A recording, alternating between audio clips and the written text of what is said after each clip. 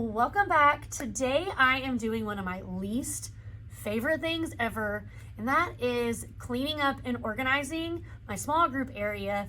And most importantly, I'm cleaning out my 3-tiered cart that I keep at my small group table.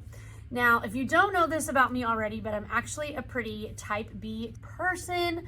I'm not super organized. That kind of thing does not come naturally to me. So I am the type of teacher, I've got lots of stacks of papers going on everywhere. It's an organized mess, but hey, that's okay.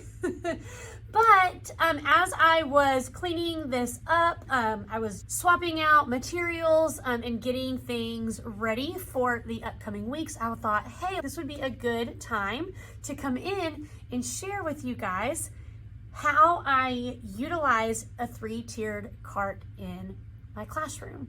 I also want to know if you use a 3-tiered cart in your own classroom, because there are so many different creative ways that this type of tool can be used for organization. I would love to know how you use it, so please feel free to share that in the comments, because I'm always looking for ideas from others.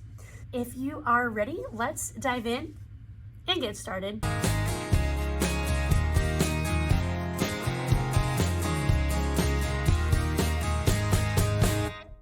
One thing that I absolutely love about my classroom is my small group area. And this 3-tiered cart saves my day so many times, because how many times have you ever sat down at your small group table and you're like, oh, I forgot to get dry erase markers, or oh, I forgot to pull this type of manipulative, or oh, we need number cards, and you pause what you're doing, you get up, you walk across the room, you get whatever you need, and then you come back. And typically that kind of thing, it doesn't take very long, but it does waste a couple of minutes of valuable instruction time that can happen at your small group table. I got one of these 3-tiered carts, and it holds the majority of my small group supplies. This particular one came from Amazon. So a funny story about my 3-tiered cart. I used to have a white one. My white one I got from Michael's, and I used it in my classroom previously. Then when I left the classroom and I was staying home and doing TPT full time, I used it in my office. This past summer, I thought, I don't really need that anymore. I was kind of purging, getting rid of some classroom things, cleaning out my office. And one of the things I purged was my 3-tiered cart. 2 weeks later, after I got rid of it, I decided to go back into the classroom, and I had to get another one. So my first one was white, and I got it from Michael's. This particular one is from Amazon. I'm gonna drop all the links to the things that I share here. They'll be in the description of this video. But what I love about this one that is different from my Michael's one is that, yes, it does roll. And then down here on the bottom of the wheels, it has the locks so that I can lock it down to prevent it from rolling around if it accidentally gets bumped into. The second thing I really like about this one that my cart from Michael's didn't have, they might make them like this at Michael's now, but it came with these hooks right here on the side. I can take them on or off, they slide. These are actually plastic, these are not metal. I can adjust them, a hanging cup, and then it has all of our dry erase markers that we use at our small group table. The only time my kids ever use blue dry erase markers is at our small group table. So they know if they find one on the floor, if it is blue, they know that it belongs to the small group table. If it's a different color, then it goes in our shared classroom basket. And then I just have my cup hanging right here. I've had some other things hanging. Sometimes I'll hang my comprehension stems, which I'll get to here in just a little bit.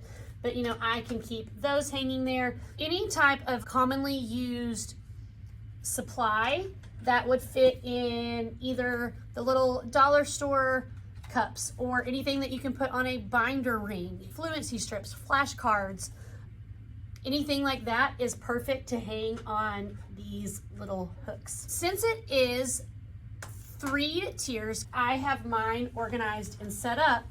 Is the top tier is my teacher supplies.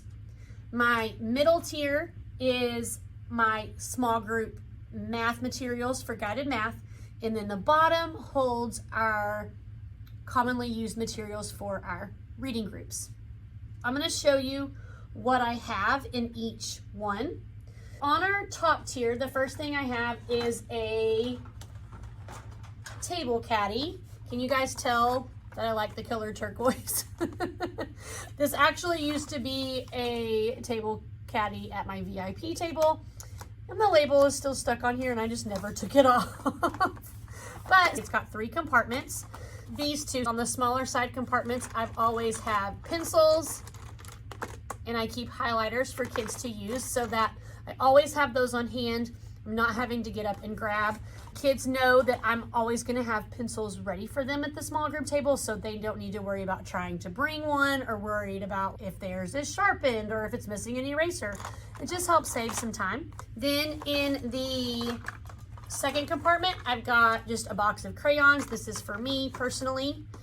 I have my hand clapper, which I use for a transition signal a lot.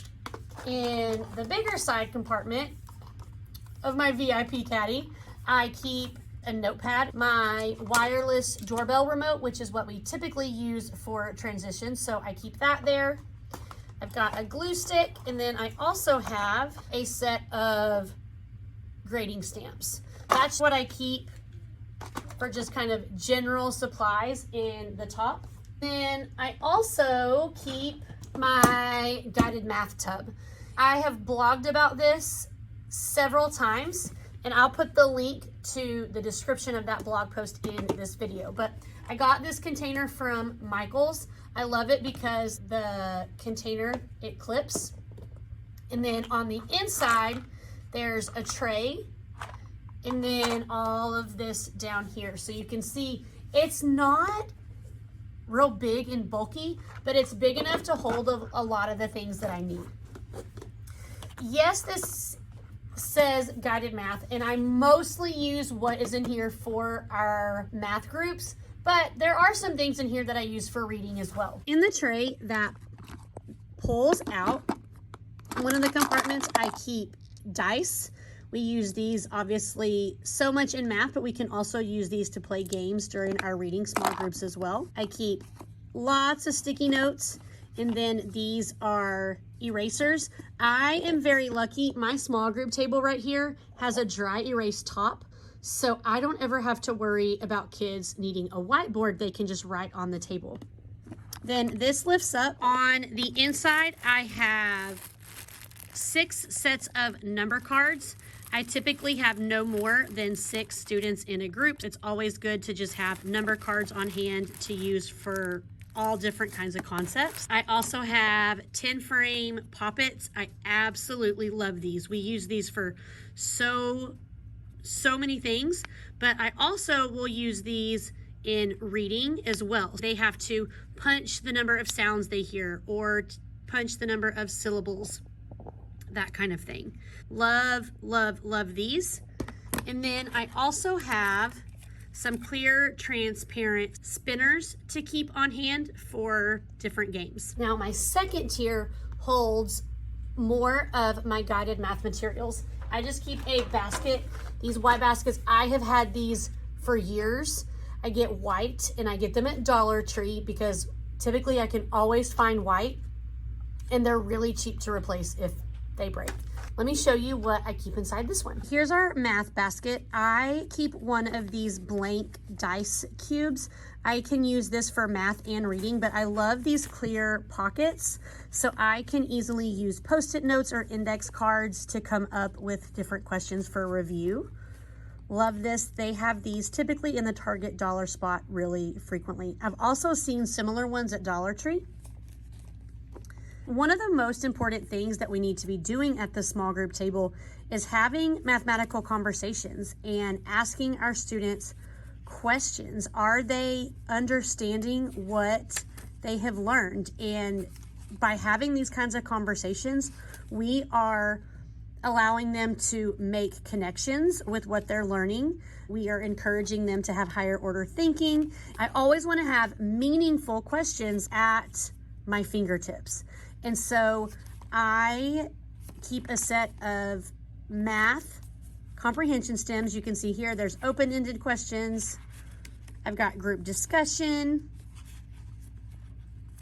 There's predicting, retelling, sharing representations, student reflections, making connections. Depending on what we're focusing on, I can just grab these to ask meaningful questions without worrying about what kind of questions am I going to ask them, and it allows them to think critically. Then I keep these 100 chart poppets. I love these. They're double-sided. The front side goes 1 to 100, and then the back side is 100 to 200. We use these for all kinds of different math warm-ups and activities. These are really fun. Then I have the container of mini erasers. We use these for various things, such as manipulatives. They can be counters. They might use them as game pieces. And then if you have been following me for a while, you know these are my saving grace. These are Whiz dice. You get them on Amazon. Typically you can get around 200 dice. They come in a giant bag, and you're literally going to just get a random assortment of all different kinds of dice. But these allow you to easily differentiate your instruction based on numbers. You can do the same activity at your small group table with all of your groups, but you can use different types of dice to switch up the numbers. Absolutely love these, one of my favorite purchases. Then in the third tier, this is where I hold all of my small group reading materials. Again, I have these white baskets from Dollar Tree. Let's take a look at what's inside this one. In my reading basket, I keep a class set of magnetic letters. I actually have 2 of these. I keep this one at my small group table, and then the other set I keep in our word work area, but it's organized by different letters. Pretty simple. I got these on Amazon. It came organized for me.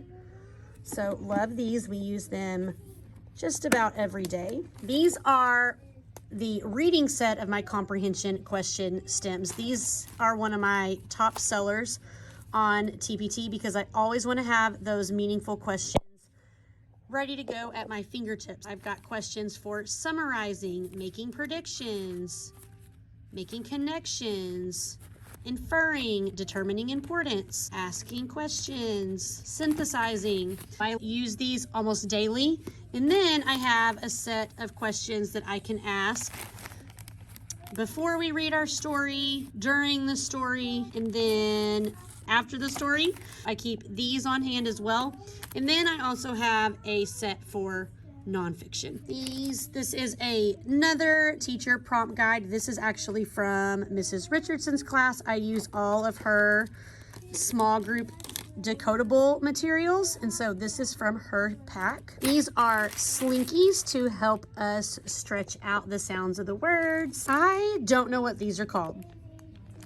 Eye rings, finger rings, but we use them at the small group table for them to put on their finger to track what they're reading.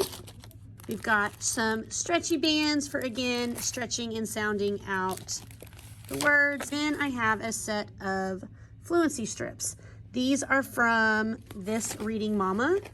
We use these for our warm-ups quite a bit. And then the last thing I have are word builder cards based on whatever skill we're currently focusing on. So right now we are working with our controlled vowels, and we'll use our magnetic letters. I did not create these. These are some that I purchased on TPT. Now let me show you where I keep my cart. Look, say hello. There's my daughter in the background. Isn't she being so good while I do this? Let me flip the camera around and I'll show you where I keep it. You're about to see the full hot mess area that is behind my desk. But because it's on wheels, it's super easy to move. When I'm actually at my small group table, I'll pull it up right next to my table. But when I want it out of the way, I have this little nook right here. It slides in perfectly. It doesn't take up a lot of space. And there you have it. That is how I use a 3-tiered cart to organize all of my small group materials that I use on a regular basis. If you found this video helpful, I would appreciate if you would give this video a big thumbs up and hit that like button. Also, don't forget, leave me a comment and tell me how you use a 3-tiered cart in your classroom. I'm always looking for new ideas. And last but not least, I am getting ready to kick off a new video series all about anchor charts. I have been wanting to do this one for a while, and I'm excited to bring that to you guys. So if you are wanting to learn more about how to incorporate anchor charts into your day, how to make them more meaningful and interactive, and how they can be used as a tool for your instruction and not just something that is up on the wall and kids never use, I'm going to be sharing lots of tips and tricks to go along with that. And I don't want you to miss out. So hit that subscribe button so that you know when those videos go live. As always, if you have any questions, don't hesitate to reach out and let me know. And I'll see you guys in the next one. Bye.